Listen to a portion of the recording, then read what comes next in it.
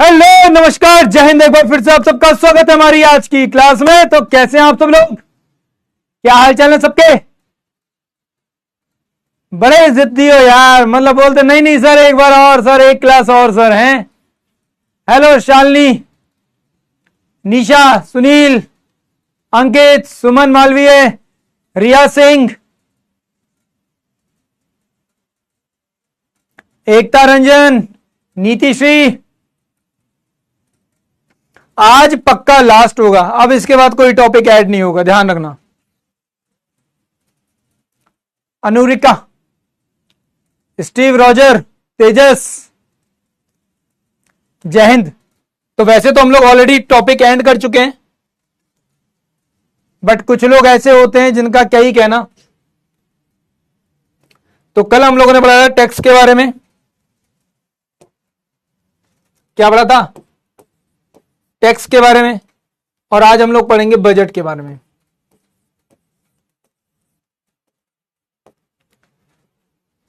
Clear? आज हम लोग पढ़ेंगे बजट के बारे में।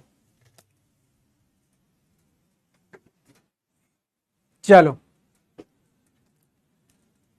अब तुम कहोगे सर ये वाली क्लास क्यों? सर आपने तो बोला था खत्म कर देते हैं, बजट इतना इंपॉर्टेंट है नहीं, आएगा भी नहीं, फिर क्यों सर, क्यों कर दिया सर आपने? सर क्यों किया आपने? मैं तुम्हें दिखाता हूं एक पर्सन के मैसेज, कैसे कैसे मैसेज करते हो आप लोग। मैं तुम्हें दिखाता हूं एक पर्सन का मैसेज, कैसे कैसे मैसेज करते हैं। और ऐसे नहीं कि टेलीग्राम पर इधर उधर, नहीं, टेलीग्राम पर अलग मैसेज आ रहे हैं और बंदा इंस्टाग्राम पर भी मैसेज डाल रहा है। इंस्टाग्राम पर मैसेज कैसा आ रहा है पता है? हेलो सर, हेलो सर, हर 2 मिनट के बाद, हर 3 मिनट के बाद। बंदा बिल्कुल तुमने जहर कर दिया, एक के बाद एक। Hello sir, hello sir, hello sir, hello sir, hello sir, sir are you there, sir are you there, sir are you there, are you there, sir please sir, sir please sir, बात कर लो। उसके बाद अब क्योंकि Instagram में इतना खोलने का मौका तो पड़ता नहीं है, और जैसे ही उसके बाद नीचे आया मैसेज, फिर क्या है? सर प्लीज एक बार मैसेज कर देना, सर प्लीज। अरे भाई मत कर, सीधा कर उसे, और थोड़ा सा इधर कर, हल्का सा। भाई अगर मैं काला दिखूंगा ना, बच्चे पसंद नहीं करेंगे, पता है? मेरी शक्ल काली नहीं दिखनी चाहिए। मेरे जीन्स का क्या दोष है भाई? तुम लाइट क्यों हटा रहे हो मेरे चेहरे से? ग्लो कम नहीं हो जाएगा मेरा? चलो, और लास्ट में जाकर जब मैं आया हूं, मैंने बोला भाई क्या हो गया, इतने मैसेज क्यों कर रखे हैं, ऐसा क्या हो गया? बोलता नहीं सर वो ना एक्चुअली मुझे बस एक छोटी सी बात कहनी थी, वो मैं लाइव ही कह सकता था। मैंने कहा भाई लाइव ऐसी कौन सी बात कहनी तुझे चैट करके?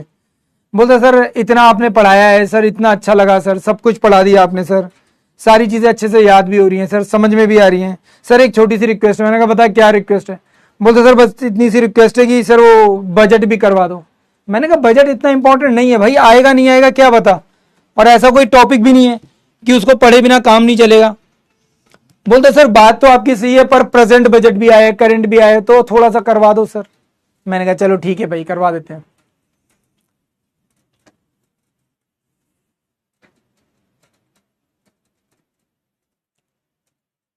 चलो, तो फाइनली आज की क्लास हमारे बजट को लेकर है। बेसिक बेसिक से फैक्ट हैं, सबसे पहले सारे के सारे फैक्ट देखते हैं क्या क्या है। कॉन्स्टिट्यूशन की में आर्टिकल 112 में ये मेंशन है, with the name of annual financial statement. Clear है? चलो भाई सामने ध्यान दो सब लोग,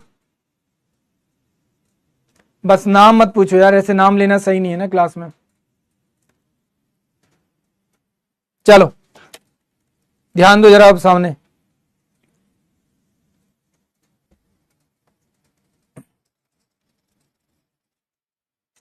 नाम तो मैंने बहुत लोगों का नहीं बताया, बहुत सारे लोगों के मैसेज आते हैं। किसी का नाम बताता हूं मैं? कभी नहीं बताता हैं। कुछ सीक्रेट्स 2 लोगों के बीच में ही रहने चाहिए ना, और वो 2 लोग, एक मैं हूं और एक वो।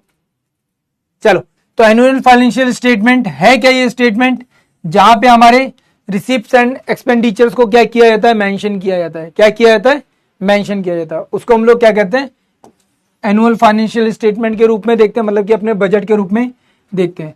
बजट जो टर्म है ये कॉन्स्टिट्यूशन में कहीं पर भी मेंशन नहीं है। कहां से है, एक फ्रेंच वर्ड से है। कहां से है, एक फ्रेंच वर्ड से है। कहां से है, एक फ्रेंच वर्ड से है। नॉर्मली इस बजट को तैयार करने की रिस्पॉन्सिबिलिटी जो होती है वो किसके पास होती है, डिपार्टमेंट ऑफ इकोनॉमिक्स अफेयर्स के पास होती है। नॉर्मली किसके पास, डिपार्टमेंट ऑफ इकोनॉमिक्स अफेयर्स के पास होती है, ठीक है, जो कि मिनिस्ट्री ऑफ डिफेंस का ही पार्ट है। सबसे पहले आपका क्या आता है, इकोनॉमिकल सर्वे आता है।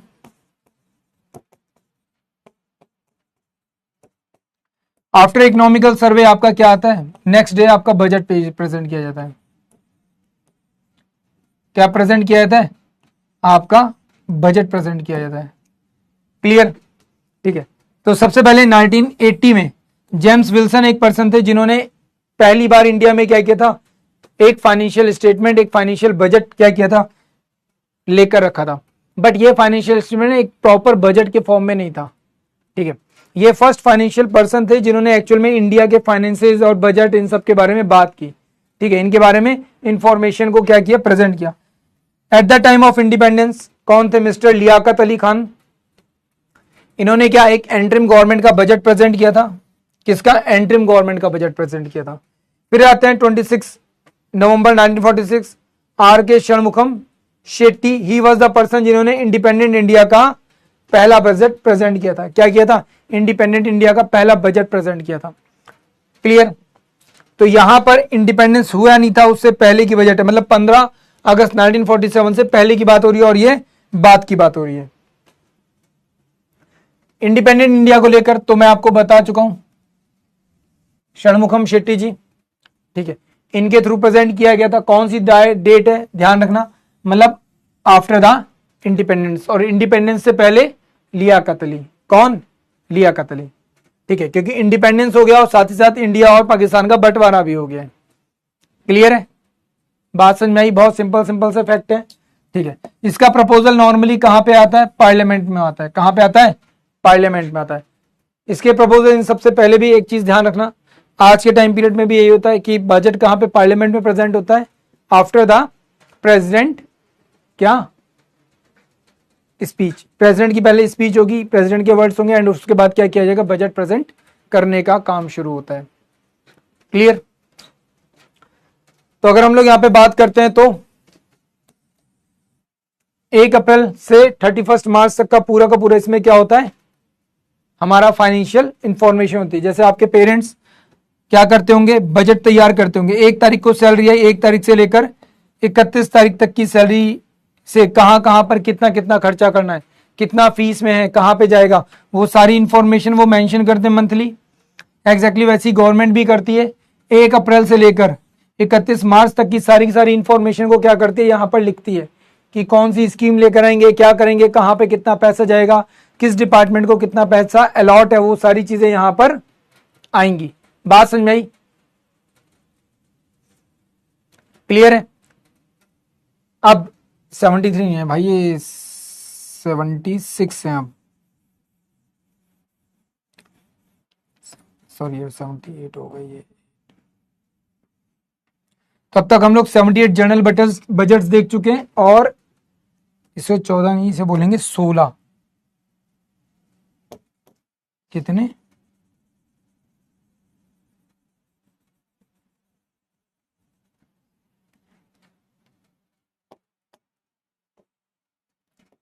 सोलह देख चुके हम लोग एंट्रीम बजट। वैसे आपसे पूछेगा नहीं, बट फिर भी एक बेसिक आइडिया आपको होना चाहिए, ठीक है।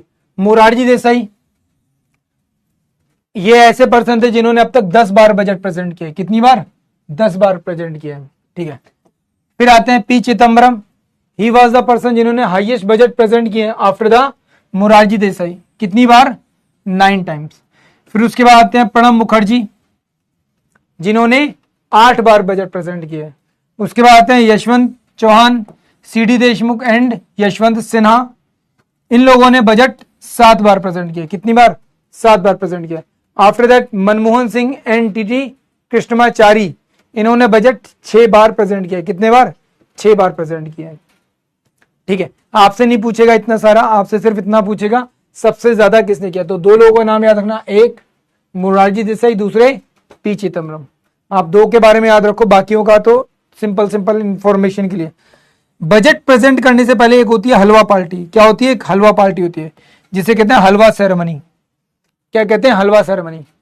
जब बजट आपका तैयार होता है, उसकी प्रिंटिंग होती है, ये सब होता है, तो क्या होता है? एक हलवा सेरेमनी होती है। जब भी कुछ अच्छा होता है तो आप क्या करते हो? मीठा होता है ना।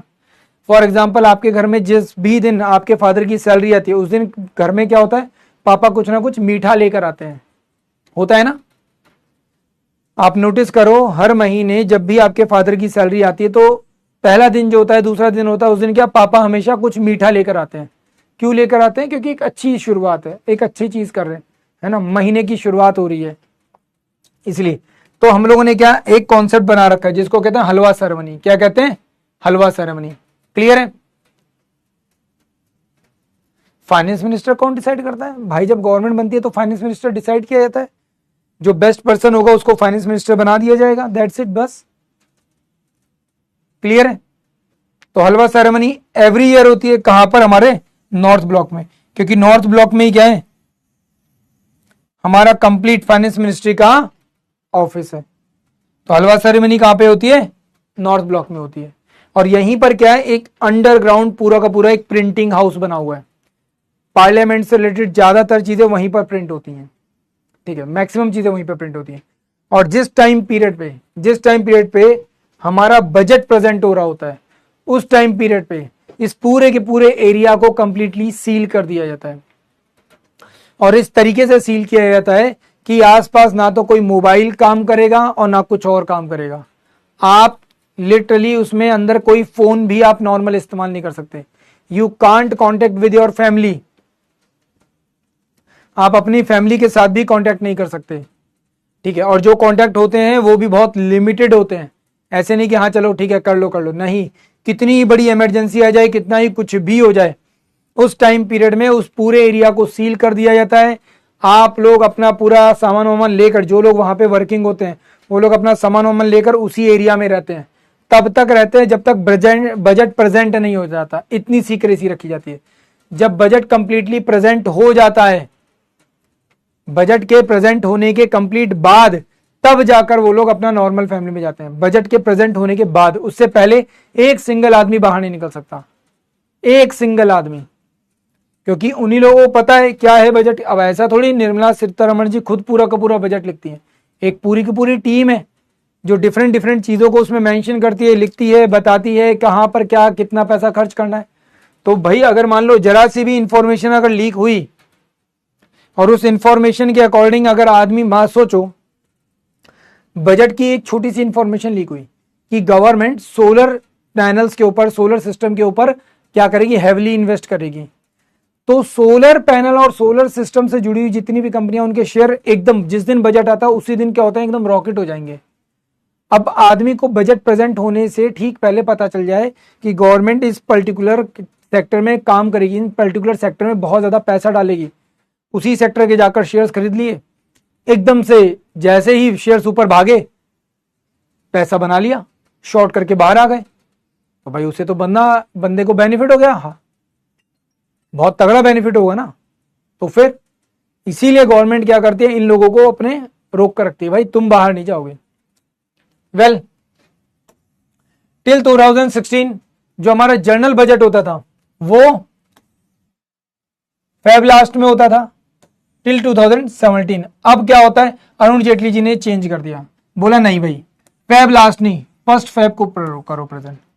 क्या करो? फर्स्ट फेब को। अगर आप पहले कर दोगे, मतलब लास्ट में करोगे, फिर मार्च में आपका महीना आ जाएगा, अप्रैल से आपको सब कुछ शुरू करना है, आपके पास टाइम नहीं होगा। फिर उसमें बजट में कुछ चेंजेस होते हैं, कुछ ना कुछ डिस्कशन भी होते हैं, उसके लिए भी टाइम चाहिए। तो क्या होता था? बजट एलोकेट होते होते पूरा मई निकल जाता था, और इसकी वजह से कई सारे जो प्रोजेक्ट होते थे वो डिले हो जाते थे। 3-3, 4-4 महीने डिले हो जाता। 3-3, 4-4 महीने बहुत बड़ा इंपैक्ट होता है। तो गवर्नमेंट ने बोला नहीं, अब से क्या होगा? ये 1 फेब से ही क्या कर दिया जाएगा? हो जाएगा। अगर 1 फरवरी से हम लोगों ने शुरू कर दिया तो हमारे पास क्या होगा? पूरा का पूरा मार्च है ना, पूरा का पूरा फेब और मार्च है ना। फेब एंड 2 महीने हम लोग प्रॉपर डिस्कशन कर सकते हैं, जो भी उसमें कम ज्यादा है वो कर सकते हैं, बजट को और एलोकेशन का काम कर सकते हैं। तो वो होगा कब, जब आपके पास टाइम होगा। पर आपने किया ही एकदम फेब लास्ट में, मार्च में आपने बजट लेकर 1 तारीख को और एकदम से अगले महीने आपको एलोकेट करना है, तो हो ही नहीं पाएगा। तो इसलिए जरूरी होता है। 2017 से ही पहले रेल बजट और जो जनरल बजट होते थे वो दोनों क्या होते थे, अलग अलग होते थे। 2017 में हमने क्या किया, नहीं दोनों को एक कर दो। क्यों कर दो, ताकि हम लोग प्रॉपरली इसको मेंटेन कर पाए। अदरवाइज हमें बहुत ज्यादा दिक्कत होती थी इस चीज की, है ना। आपको सर दिक्कत क्या होती थी, दिक्कत ये होती थी कोई प्रोजेक्ट बनाया गया कि भाई यहां पे बनेगी सड़क, सड़क के लिए बजट दिया गया। अब बजट तो दे दिया गया, सब कुछ कर दिया गया। अच्छा आप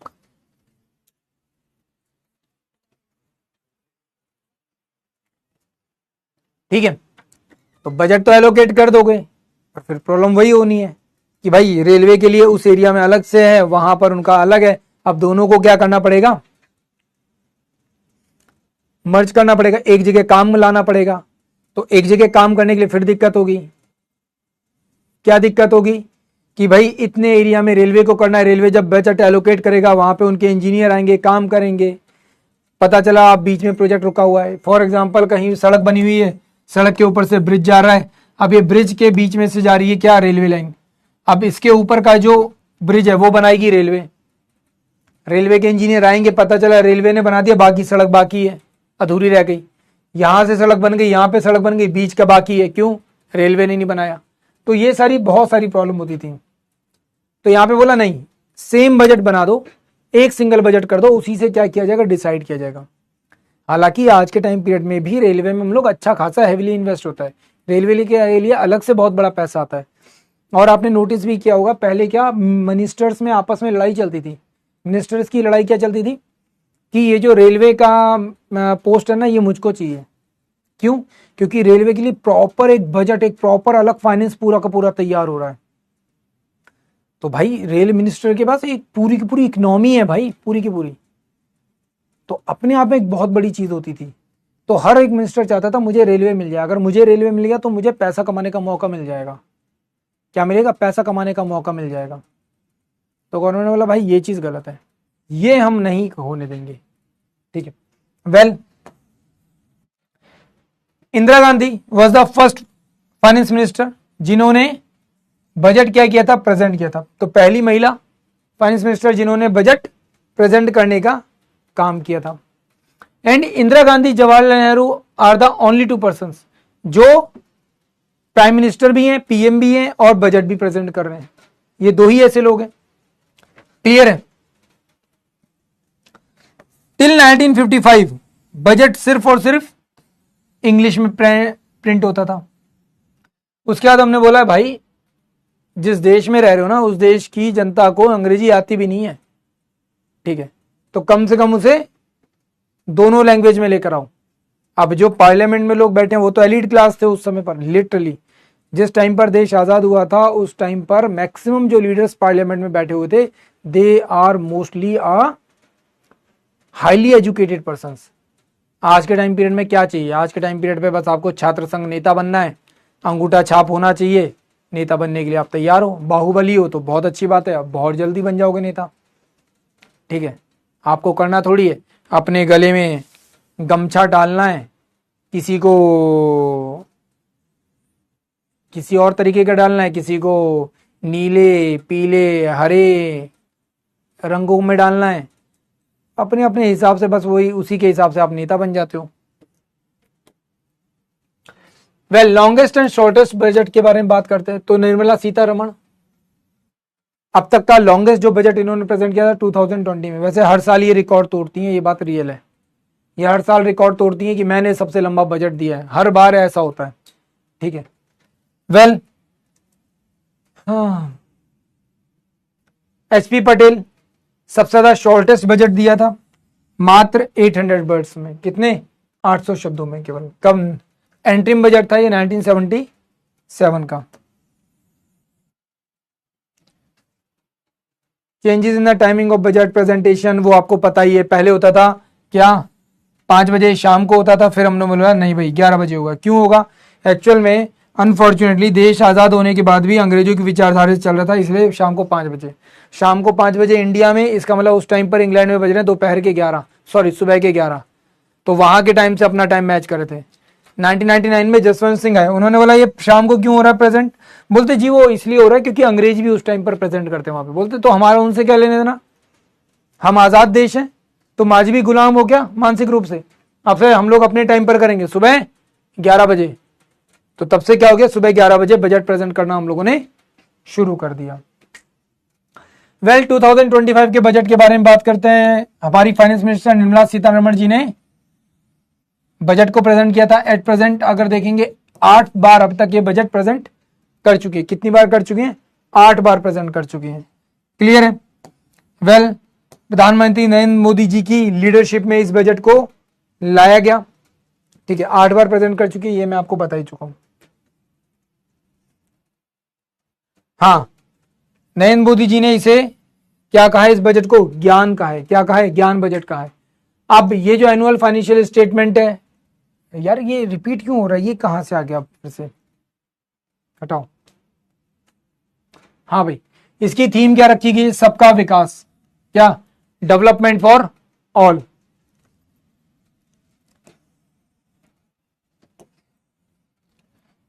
क्या इसकी थीम में लिखा गया है? एक डायलॉग लिखा गया था, वो क्या रखा गया था?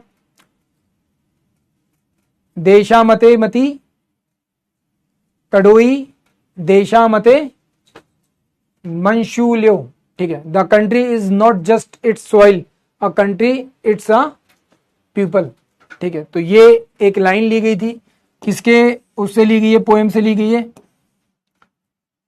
गुरुजद्दा अप्पा राव, इनकी कविताएं हैं, उनकी कविताओं में से क्या ये लाइन ली गई है। ठीक है, इस बजट को प्रेजेंट करने के लिए, इस बजट के एक्सप्लेनेशन के लिए, कि हमारे बजट का जो ऑब्जेक्टिव है मेन वो क्या है। विकसित भारत, क्या क्या रखा गया विकसित भारत में इस बार के? 100% skill labour with the meaningful employment. Meaningful employment ध्यान रखना। 70% वुमेन इकोनॉमी एक्टिविटी, तो 70% महिलाओं को क्या करना है? हर हाल में इकोनॉमी के साथ जोड़ना है। किसके साथ? इकोनॉमी के साथ जोड़ना है। फिर फार्मर मेकिंग अवर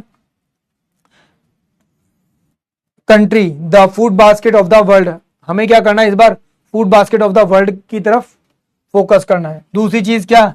जीरो पॉवर्टी की तरफ हमको फोकस करना है। Next 100% good quality school education. फिर उसके बाद है access of the high quality affordable and comprehensive health care. तो ये हमारे क्या थे? मेन ऑब्जेक्टिव थे इस बार के, जिनको हमें इस बार अचीव करना है इस बार के बजट में। वेल कहां से हमारा कितना बजट आया है? ठीक है, पैसा कहां से आया है, हमारे बजट में कितना पार्ट कहां से आया? बोरोइंग एंड लायबिलिटीज, एक तरह से बोला जाए उधारी कितनी है, तो 24% की हमारी उधारी है। ठीक है, कॉर्पोरेट टैक्स से आया हमारा 17%, इनकम टैक्स से आया है 22%। ये पॉइंट बहुत इंपॉर्टेंट है। नॉर्मली जो हमारा कॉर्पोरेट टैक्स होता था वो फर्स्ट नंबर पर होता था, पर इस बार ऐसा हुआ है इनकम टैक्स पहले नंबर पर है और कॉर्पोरेट टैक्स सेकंड नंबर पर आता है। अब कहने के लिए हमारी लायबिलिटीज या बोरोइंग्स अलग बात है, बट फिर भी आपको ये चीज पता होनी चाहिए। फिर आता है हमारा कस्टम से, ठीक है, यूनियन एक्साइज ड्यूटीज से, गुड्स एंड सर्विसेज टैक्स से, एक one of the most important part 18%। फिर आता है non tax receipt 9% and non डेब्ट कैपिटल 1%। तो ये चीज ध्यान रखना, आपको ये पता होना चाहिए कितना पैसा कहां से आया है बजट में। फिर आता है रुपीज गोज, पैसा कहां गया है, कहां हम लोग खर्च कर रहे हैं। तो सेंट्रल सेक्टर स्कीम्स, मतलब कि सेंट्रल गवर्नमेंट ने जो भी स्कीम्स बनाई हैं, डिफेंस को मेजोरिटी यहां पे दी है। ठीक है, और बाकी का पैसा कहां पे जा रहा है? सब्सिडीज में जा रहा है, जो सुनकर देखकर मुझे सबसे ज्यादा दुख लगता है। तो वेल हम लोगों ने सबसे ज्यादा फोकस किया डिफेंस पर, कितना? 16%। फिर हमारी इंटरेस्ट पेमेंट्स हैं, जिन देशों से हम लोगों ने उधार लिया उनको क्या करें? इंटरेस्ट पेमेंट भी करें, तो 20% वहां पे जाएगा। डिफेंस में प्रॉपर अगर हम लोग बात करेंगे तो 8% हमारा जा रहा है। ठीक है, मेजर सब्सिडी वाला पार्ट जो है वो 6% का है। फिर आता है finance comprehensive and other transfers जो होंगे वो 8% है। स्टेट्स को जो शेयर दिया गया है वो दिया गया 22%, पेंशन 4%। कई बार लोग इसको लेकर नाराज होते हैं। मैं क्यों पेंशन स्कीम्स के अगेंस्ट रहता हूं, उसके पीछे साफ सीधा रीजन ये है, ठीक है। ये एक सबसे बड़ा क्या है, बर्डन है, देश की अर्थव्यवस्था पर सबसे बड़ा बर्डन है पेंशन। आज के टाइम पीरियड पे अगर आपके पेरेंट्स गवर्नमेंट जॉब में थे, उनसे अगर आप पूछोगे पापा पेंशन बंद कर रही है गवर्नमेंट, क्या आपको बुरा लगेगा? आपके पेरेंट्स एकदम झुंझलाकर अरे बहुत गलत है, गवर्नमेंट तो गलत कर रही है, पेंशन बंद नहीं करनी चाहिए। पुराने लोगों से पूछोगे वो भी यही कहेंगे, हमें ओल्ड पेंशन चाहिए, हमें ये चाहिए वो चाहिए। क्यों चाहिए? क्योंकि पता है भाई, आफ्टर रिटायरमेंट जितने भी साल रहेंगे गवर्नमेंट हमारा खर्चा उठाती रहेगी पूरा पूरा, हमें टेंशन लेने की जरूरत नहीं है। तो ध्यान रखना यहां पर पेंशन वाली बात, ठीक है। पेंशन लिटरली हमारे बजट के ऊपर एक बहुत ही ज्यादा बड़ा बर्डन है, ठीक है। अब ऐसा तो है नहीं जब आप नौकरी कर रहे हो तो नौकरी के साथ साथ आपको सैलरी नहीं मिल रही, सैलरी तो आपको पूरी मिल रही है, कंप्लीट सैलरी मिल रही है। जब आपने जॉब छोड़ दी उसके बाद भी आपको बेनिफिट्स चाहिए, और पूरे पूरे बेनिफिट्स वैसे के वैसे चाहिए, उसी हिसाब से चाहिए, तो वैसा तो नहीं हो सकता। गवर्नमेंट ने बोला भाई जैसे अदर कंट्रीज में डिफरेंट डिफरेंट पेंशन स्कीम्स चलती हैं उस तरीके से हम भी लेकर आते हैं, हम भी आपकी जो पेंशन स्कीम है उसको मार्केट के ऊपर कंप्लीटली बेस कर देते हैं, तो था ज्यादा बेटर रहेगा, हमारे ऊपर भी क्या होगा, बर्डन कम पड़ेगा।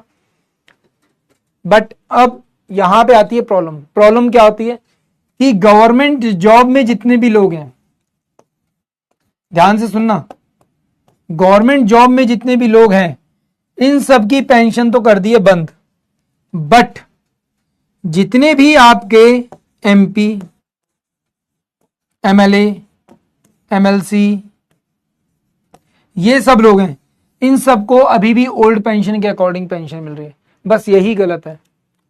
अगर आपको पसंद करनी है तो सबके लिए पसंद कर दो, ठीक है। अगर बंद करनी है तो आप इनके लिए भी बंद करो, अगर आप इनके लिए चालू रख रहे हो तो फिर इनके लिए भी चालू रखो। आप ये भेदभाव क्यों कर रहे हो? अगर आपको बंद करनी है तो भाई इनके लिए भी बंद करो ना।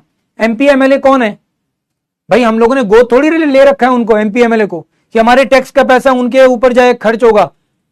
उन्होंने 5 साल नौकरी की है। अब वही बात है, गवर्नमेंट जॉब करने वाला बंदा मिनिमम जो अपनी सर्विस देता है वो 30 साल से लेकर 40 साल तक देता है।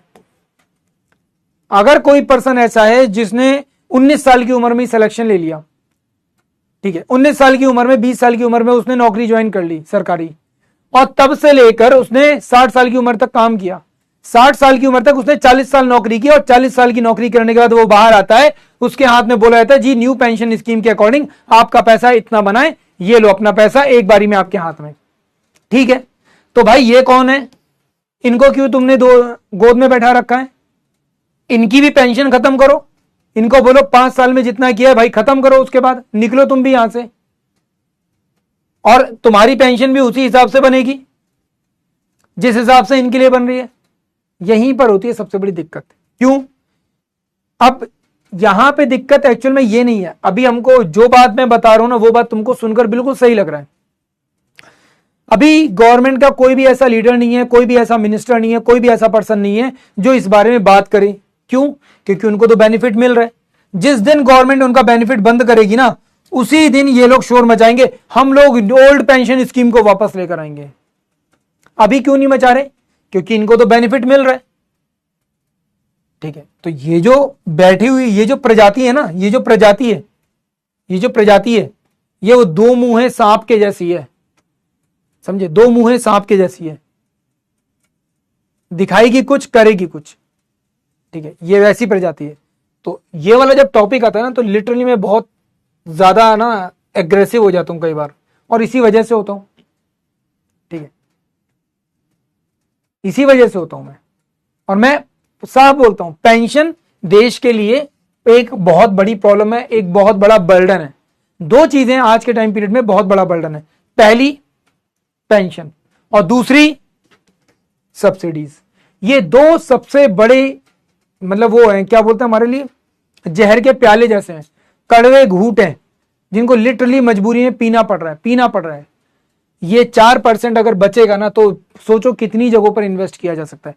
अगर ये 4% का आधा भी अगर एजुकेशन में और खर्च कर दिया जाए ना, लिटरली भाई साहब इंडिया की एजुकेशन नेक्स्ट लेवल पर होगी। सरकारी स्कूलों को बिल्कुल प्राइवेट लेवल पर लेकर आ जाएंगे, प्राइवेट स्कूल को भी पीछे छोड़ देंगे, इतना बड़ा इंपैक्ट पड़ेगा। फिर आता है अदर एक्सपेंडिचर्स, गवर्नमेंट के जो भी अदर एक्सपेंडिचर्स हैं। सेंट्रल स्पॉन्सर्ड स्कीम, यह मैं आपको बता ही दिया, 8% का यहाँ पे खर्चा आता है। वेल इस बार का सबका विकास जो हमारा बजट है, जिसमें मेन जो चीजें रखी गई हैं वो क्या रखा गया है?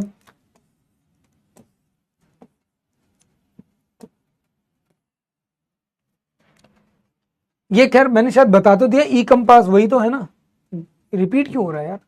हाँ सेम ही तो यही है, सेम ही पॉइंट्स है भाई, वो ये है, सॉरी रिपीट हो गया वहां पे, यहाँ पे कोई बात नहीं। वेल क्या क्या किया जाएगा? सबसे पहली चीज यहां पे फोकस किया गया किस पे? गरीब, यूथ और अन्नदाता एंड नारी। इन 4 चीजों को इस बार क्या किया जाएगा? मेन फोकस में रखा जाएगा। कौन कौन सी?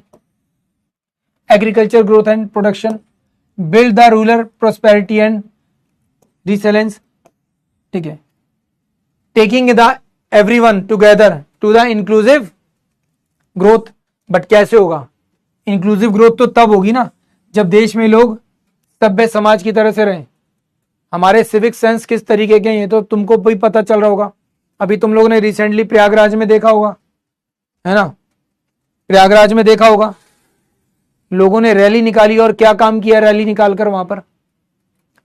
सब लोग वाकिफ हैं इस चीज से, है ना, सब लोग वाकिफ हैं। हम लोग बात कर रहे हैं नारी की, है ना, तो भाई होगा कैसे? वो होगा कैसे जब हमारे देश के ही एक राज्य में महिलाओं की स्थिति बांग्लादेश और पाकिस्तान की महिलाओं की जैसी कर दी गई है? तो कैसे होगा? Boost the manufacturing and further make in India, ठीक है, मैन्युफैक्चरिंग को जितना हो सके बूस्ट किया जाए। सपोर्ट द एमएसएमई, जितना हो सकता है एमएसएमई को सपोर्ट किया जाए। Enabling the employment lead development, उसके बाद investing the people economy and innovation, secure the energy supply, promote the export and nurturing the innovation. जितना हो सकता है, मतलब एक तरीके से बोला जाए कंप्लीटली गवर्नमेंट ने सिर्फ और सिर्फ अगर फोकस किया है तो किस पर किया? गरीब, यूथ, अन्नदाता और नारी को लेकर फोकस किया है। और उन्हीं को लेकर ये सारी की सारी प्रोडक्ट्स या ये सारी की सारी टारगेट्स यहाँ पे रखे गए हैं। इन सभी में लिटरली इन सभी में इस चीज का ध्यान रखा गया है कि जितने भी ऐसे लोग हैं जिनकी तनख्वाह कम है, ठीक है, जो लोग स्टार्टअप करना चाहते हैं, जो फीमेल्स आगे आकर बढ़ना चाहती हैं, उन लोगों को यहाँ पे क्या किया जाए? ज्यादा से ज्यादा सपोर्ट किया जाए। क्लियर? फिर आता है next point, journey of the development. क्या ऐसे होगा development? By the agriculture, by the MSME, by the investment, by the export. तो ये 4 चीजें हैं जिन पर हम लोग फोकस कर सकते हैं। इसके अलावा हम लोगों ने फोकस किया है फ्यूल के ऊपर, ठीक है, एज अ रिफॉर्म। जितने अच्छे रिफॉर्म लेकर आएंगे वो ही क्या है? इन सब के लिए एज अ फ्यूल यहां पे काम करेगा। क्या करेगा? एज अ फ्यूल यहां पे काम करेगा। भाई कैसी कौन सी दुनिया में रहते हो तुम लोग यार? महाकुंभ, अरे महाकुंभ कहां से आ गया भाई? पता ही नहीं है तुम्हें क्या चल रहा है?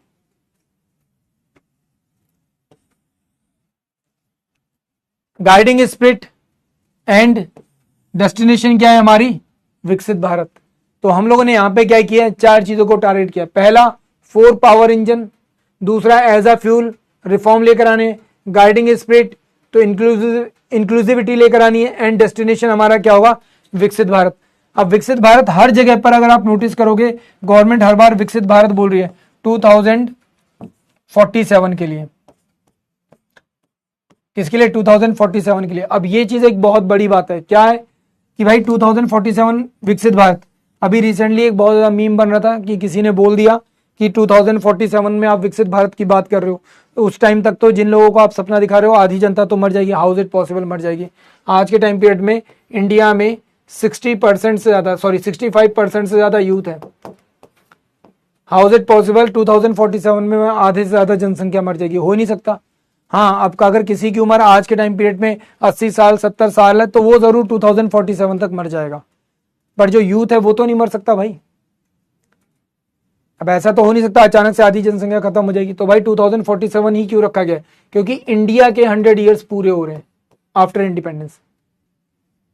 ध्यान रखना, इकोनॉमी में, अर्थव्यवस्था में कभी भी अगर कोई तुमसे बोले कि आज दिखाओ ना, आज क्या हुआ है, एट प्रेजेंट गवर्नमेंट क्या करिए, एट प्रेजेंट दिखाओ ना, ध्यान रखना अर्थव्यवस्था, इकोनॉमिक्स कभी भी अपना आंसर एट प्रेजेंट में नहीं देती।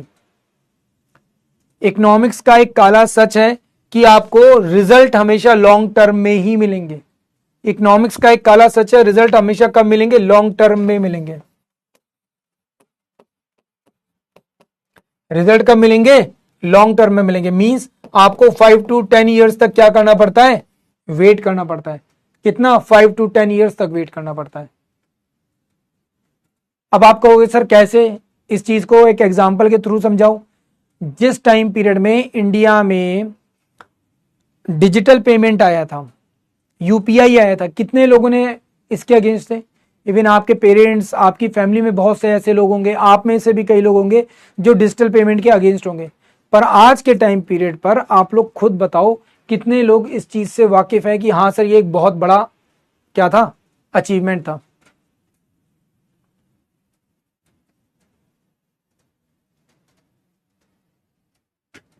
ठीक है, आज के टाइम पीरियड पे अगर आप देखोगे तो हमारा एक बहुत बड़ा अचीवमेंट है जिसको लिटरली पूरी दुनिया जिसकी तारीफ कर रही है। पूरी दुनिया में कहीं पर भी इस तरह का पेमेंट सिस्टम नहीं है।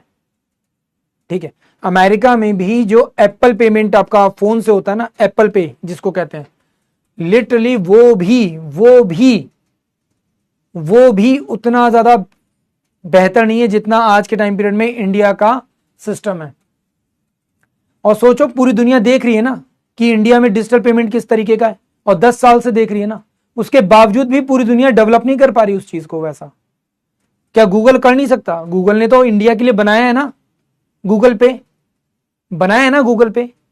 गूगल नहीं बनाया है, यही देखा ना कि हाँ यार भीम पे एक ऐसा पेमेंट सिस्टम है, ठीक है हम भी बना देते हैं, गूगल ने बना दिया। क्या गूगल अमेरिका के लिए नहीं बना सकता इस तरह का पेमेंट सिस्टम? बेसिक सी बात है भाई, क्या अमेरिका के लिए गूगल बना नहीं सकता ऐसा पेमेंट सिस्टम? भाई बना सकता है, पर बना नहीं पा रहा। बहुत बेसिक सी बात है, क्यों नहीं बना पा रहा? तो ये तो हमारे लिए एक बहुत बड़ी बात है। और ये केवल एक चीज नहीं है, ये केवल एक चीज नहीं है, ऐसी हजारों चीजें हैं, ऐसी हजारों चीजें। जीएसटी जब आया था तो कितना विरोध हुआ था, पर आज के टाइम पीरियड में हमको दिख रहा है भाई सबसे बड़ा पार्ट ऑफ जो हमारा बजट है वो कहां से आ रहा है, जीएसटी के थ्रू आ रहा है। कहां से आ रहा है, जीएसटी के through.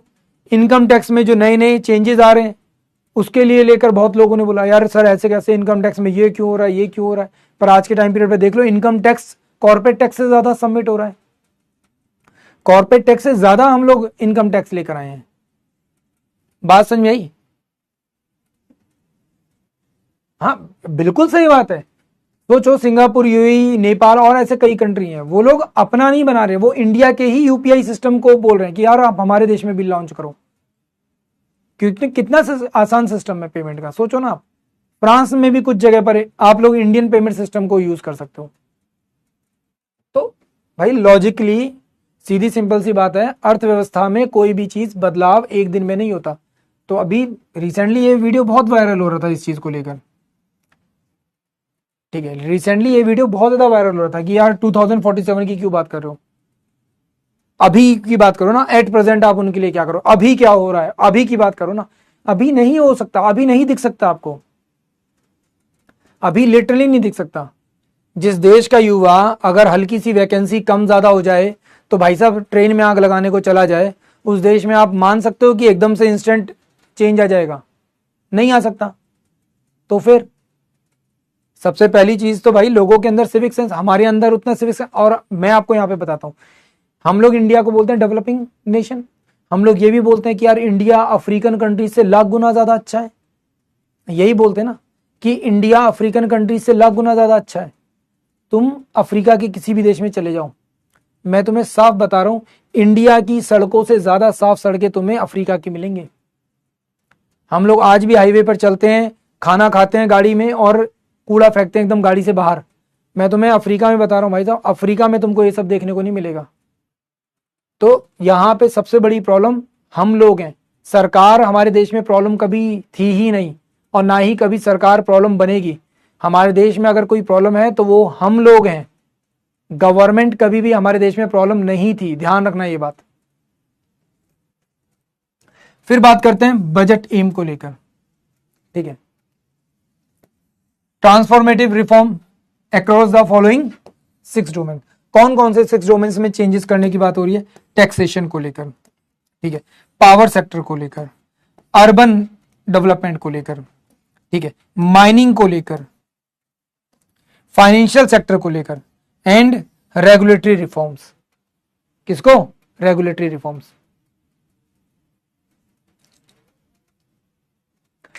Well,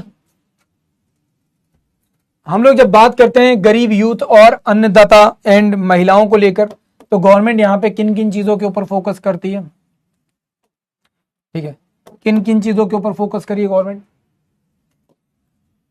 agriculture growth and productivity के ऊपर, building the rural prosperity and resilience, उसके बाद supporting the MSME, boosting the manufacturing and further making in India. Fifth बात करते हैं तो taking everyone together for the inclusive and growth path. उसके बाद बात करते हैं किसके बारे में? Enabling the employment, investing the people economy and innovation, securing the energy supply, ठीक है, न्यूट्रेटिंग द इनोवेशन, नवाचार एंड प्रमोटिंग द एक्सपोर्ट। इन चीजों के ऊपर गवर्नमेंट क्या कर रही है? मेनली फोकस कर रही है। किसको बढ़ाने के लिए? गरीबी कम करने के लिए, यूथ को आगे लेकर आने के लिए, अन्नदाताओं को एग्रीकल्चर में ज्यादा बेहतर बनाने के लिए और नारियों की स्थिति को सुधारने के लिए। जर्नी ऑफ द डेवलपमेंट ये हम लोग ऑलरेडी देख चुके हैं, एग्रीकल्चर एमएसएमई, ये दोबारा देखने की जरूरत है नहीं, ठीक है। अब एग्रीकल्चर के लिए क्या क्या चीजें? पीएम धन धान्य कृषि योजना,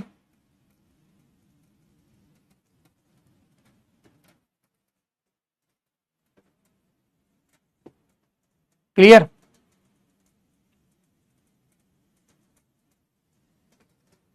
ठीक है, Atmanirbhar in pulses, Kisan credit card loan and new mission for high yield seeds, cotton production, food and vegetable. इसी का एक पार्ट और भी है न्यू मिशन को लेकर, क्या है? आप लोगों ने सुना होगा मखाना,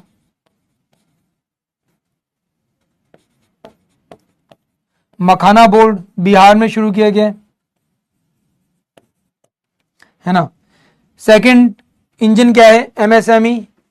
तो हाइयर एमएसएमई लिमिटेड्स, जो एमएसएमई की लिमिट है उसको क्या किया जाएगा? बढ़ाया जाएगा।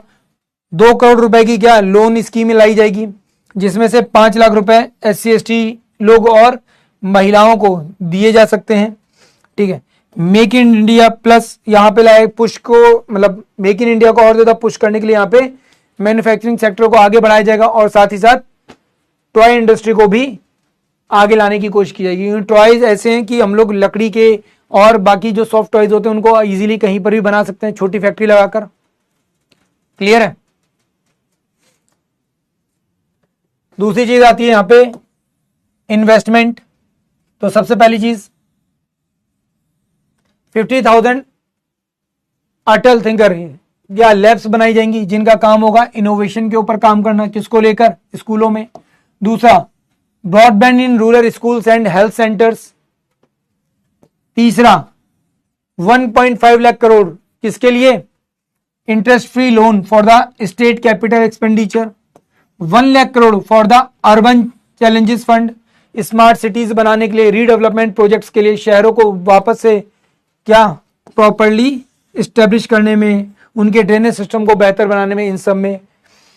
20,000 crore rupees for R&D in private sector driven innovations and AI development. फिर आता है फोर्थ इंजन, क्या है? Export. Export the promotion mission.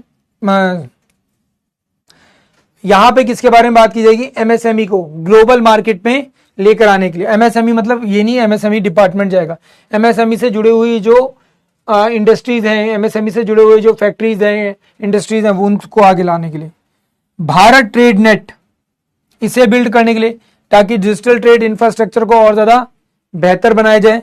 And support for the perishable agriculture export and electronics industries. ठीक है, इलेक्ट्रॉनिक इंडस्ट्री और एग्रीकल्चर के export को और ज्यादा बूस्ट करने के लिए ये चीज करनी क्या है, हमारे लिए जरूरी है। साथ ही साथ एक और बहुत इंपॉर्टेंट चीज हुई, वो क्या हुआ, टैक्सेस को डिडक्ट किया गया। नॉर्मली गवर्नमेंट ने बोला भाई देखो ये जो है टैक्सेस तो हम लोग अलाउ करेंगे, टैक्सेस तो हैं, पर फिलहाल 12 लाख तक किसी को भी कोई टैक्स देने की जरूरत नहीं है। गवर्नमेंट ने क्या कर दिया, एक तरह का डिस्काउंट दे दिया, छूट दे दी। उसके ऊपर से 75,000 का और डिस्काउंट दिया गया। क्या किया गया, 75,000 का और ज्यादा एक डिस्काउंट दिया गया कि भाई चलो ठीक है, थोड़ा बहुत ऊपर नीचे हो जाता है, आप थोड़ा और पैसा कमा लो, क्या कर लो, थोड़ा और पैसा कमा लो। तो ये चीज पता चलती है। साथ ही साथ और क्या पता चलता है कि जो एजेड लोग हैं उनको 13 लाख तक का दिया गया है। कितना, 13 लाख तक का एक तरह से छूट दी गई है। वेल इसके अलावा कुछ नई स्कीम्स लाई गई, पीएम स्वनिधि, तो ये किसके लिए, ये यूपीआई लिंक्ड क्रेडिट कार्ड के लिए, जहां पे आपको 30,000 तक की लिमिट मिल जाती है। तो ये एक बहुत बड़ी चीज है कि आप इंस्टेंट लोन यहां पर ले सकते हो, कितना, 30,000 तक का।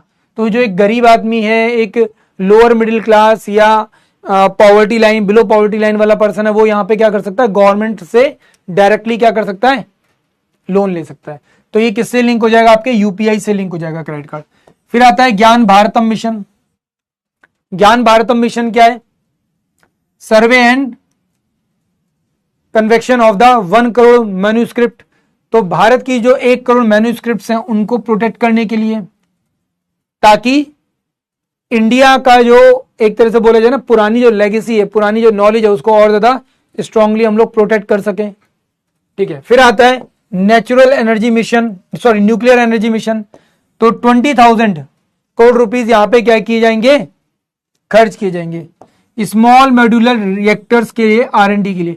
और पहला जो रिएक्टर अभी प्रेजेंट में लगाया जा रहा है, लास्ट वीक की बात है, बिहार में, बिहार में कोई भी न्यूक्लियर रिएक्टर नहीं है और पहला स्मॉल मॉड्यूल न्यूक्लियर रिएक्टर लगाया जाएगा, कहां पर, बिहार में। इससे क्या होगा, आपको बड़े मॉड्यूल लगाने की जरूरत नहीं है, आप छोटे छोटे मॉड्यूल्स लगाकर क्या कर सकते हो, पावर सप्लाई कर सकते हो। क्योंकि बड़े मॉड्यूल में अगर मान लो कुछ भी होती है तो पता चला पूरी की पूरे स्टेट की बिजली गायब है। तो इसलिए छोटे छोटे मॉड्यूल्स प्रॉपर क्या कर सकते हैं, सिटीज को क्या कर सकते हैं, सपोर्ट कर सकते हैं। फिर आता है मॉडिफाइड उड़ान स्कीम। तो 120 न्यू रीजनल एयर कनेक्टिविटी यहां पर क्या की जाएगी, स्टेब्लिश की जाएगी। जितनी ज्यादा एयर कनेक्टिविटी होगी उतना ज्यादा बेहतर है हमारे लिए, उतना ज्यादा क्या हो जाएगा, बेहतर हो जाएगा, कहीं पर भी आना जाना टाइम बचेगा, चीजें। तो ये चीज बहुत अच्छी है। दूसरी चीज 15,000 करोड़ रुपए कहां पे खर्च किए जाएंगे, तो हम इस मिशन में खर्च किए जाएंगे, किसके लिए, हाउसिंग यूनिट्स लगाई जाएंगी लोगों के लिए। किसके लिए, लोगों को हाउसिंग यूनिट्स दी जाएंगी, ताकि झुग्गी झोपड़ियां इन सबको समाप्त किया जा सके, लोगों को प्रॉपर रहने की जगह मिल सके। दूसरा गीग वर्कर्स। गीग वर्कर्स वो लोग होते हैं जो एज अ फ्रीलांस काम करते हैं। क्या करते हैं, एज अ फ्रीलांस काम करते हैं। फ्रीलांस काम करना मतलब कि जैसे आज के टाइम पीरियड पे आपके डिलीवरी पर्सन्स या ऑनलाइन जो लोग काम करते हैं, ठीक है, कि जरूरत पड़ी तो काम ले लिया, नहीं जरूरत है तो छोड़ दिया, इस तरीके के लोग। तो इन लोगों को प्रॉपर आईडी कार्ड दिया जाएगा, इन लोगों का प्रॉपर रजिस्ट्रेशन होगा, किस पर, ई श्रम पोर्टल पर।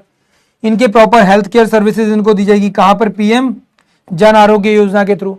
और जो भी कंपनियां इस तरीके के वर्कर्स को हायर करती हैं उनको भी इस रेगुलेशंस में लाया जाएगा। तो ये एक मोटा मोटा हिसाब था, आप लोगों के बजट को लेकर एक अंडरस्टैंडिंग डेवलप करने में आपको हेल्प मिली होगी। तो भाई जिसकी भी ये जरूरत थी कि सर बजट भी पढ़ा दो, तो बजट पढ़ा दिया है। अब हमारा आज इकोनॉमिक्स का है लास्ट लेक्चर। अब मत बोलना सर कुछ बाकी बचा है, आज फाइनल दी एंड है, अब मत बोलना भाई। अब दोबारा बोलोगे तो पता है मार खाओगे तुम लोग मेरे से।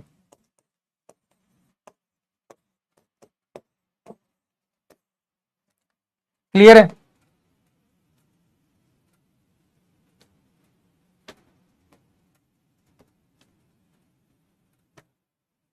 हाँ भाई, thank you sir, okay thank you. PYQ की क्लास होगी कुछ टाइम के बाद, होगी पीवाईक्यू की क्लास। मैं कोशिश करूंगा वीक में एक पीवाईक्यू आपकी लगवा दूं, ज्यादा बेटर रहेगा। और भाई देखो, आप लोग मुझे मैसेज करो, ठीक है, कहीं पर भी करो, ठीक है, पर थोड़ा सा यार सोच समझ के, ऐसे नहीं कि यार एकदम से पता चला मैसेज पे मैसेज। मैं लिटरली इंस्टाग्राम पर मैसेज, इंस्टाग्राम पर कोई पर्सन अगर आपको 40 मैसेज डाल दे, 30 मैसेज डाल दे, बहुत बड़ी बात होती है भाई। तो प्लीज यार,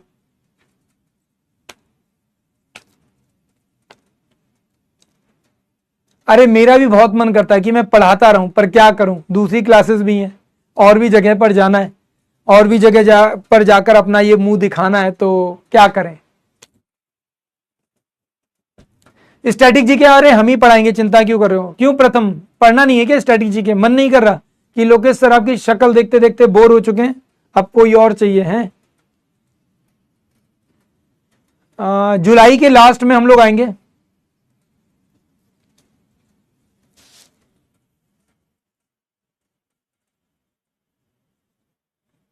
हाँ भाई, डर तो लगता है कि कहीं कि ये कौन आ रहा है जो इंस्टाग्राम पर इस तरह से मैसेज कर रहा है, डर तो लगता है।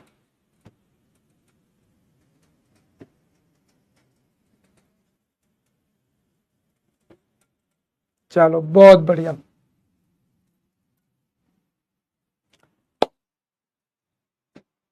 फिजिक्स की होगी बेटा, बहुत जल्दी होगी शुरू क्लास आपकी। पढ़ना है तो बेटा चिंता मत करो, जुलाई लास्ट में फिर से होगा शुरू स्टैटिक जीके वाला पार्ट, तब पढ़ाएंगे आपको, ठीक है, वापस से।